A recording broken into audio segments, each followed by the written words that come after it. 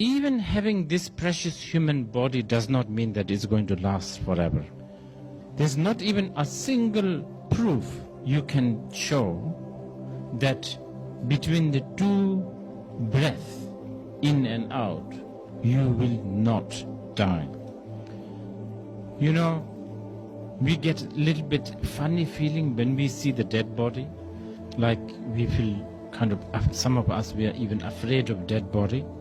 Well, like it or not, we are traveling with one of them all the time. It takes shorter than a second that you will become that dead body anytime. For sure, we will become that dead body. But that's not the worst news. Even worse is we don't know when it is going to become. That uncertainty, shampooing in the morning, coffin in the afternoon. Coffin, dead body's coffin. And the dead body, you know, the body impermanence is actually not that surprising, even though that seems to be the most shocking for us. You know, people mourn about when, oh, somebody died.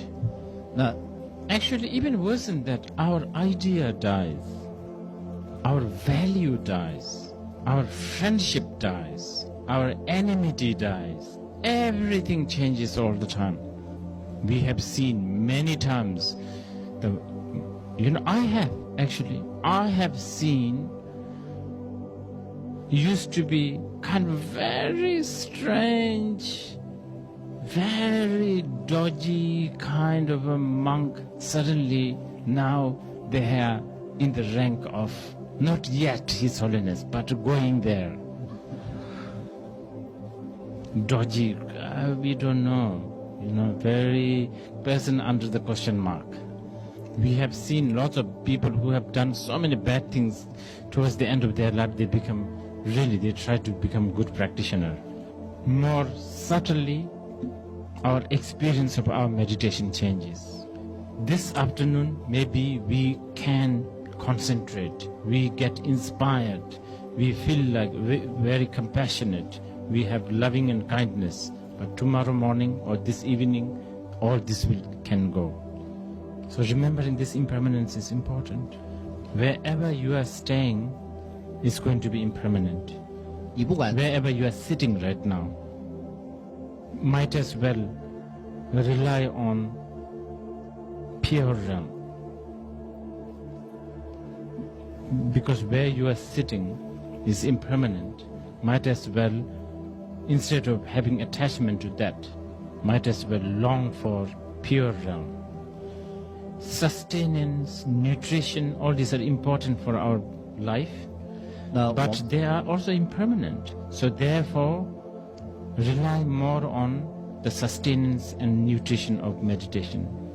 Our sleep, resting is important, sleeping is important, but even that obviously is impermanent. We wake up. So might as well rely on dissolving ourselves into the luminosity.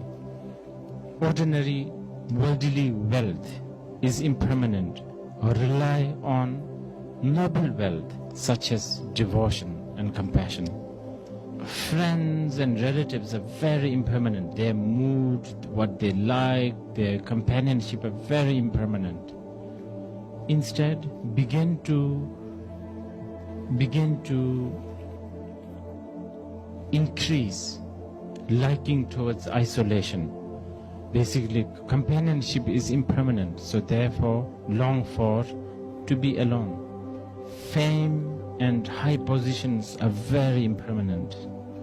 So might as well invest on being humble and stay low, because more likely it will stay longer.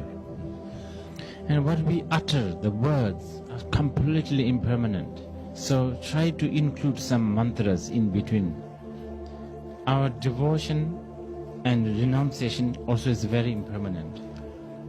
So generate determination. A little bit of a realization and little bit of understanding of the Dharma, these are impermanent. Instead, try to become a good human being. Anyway, Buddha said, of all the thoughts, the thought of impermanence is the most precious. In the Vinaya Sutra, Buddha said, someone who offered food to my disciples, great disciples such as Shariputra, 100 of them, 200 numbers of Shariputra, food, lunch, dinner, whatever. Instead, if you think of impermanence just momentarily, that has more merit. Impermanence will cause you to enter yourself into the Dharma. And once you entered into the Dharma, if you still keep on practicing the bringing the thought of impermanent, the thought of impermanent will not let you relax. It will make you feel urgent. At the end, the thought of impermanence will make you realize emptiness. Also, many other masters said, you must think about impermanence again and again. Because when you think about impermanence and the death again and again, then when you're convinced that you are going to die no matter what, then you will have no difficulty in abandoning the non-virtuous actions and thoughts.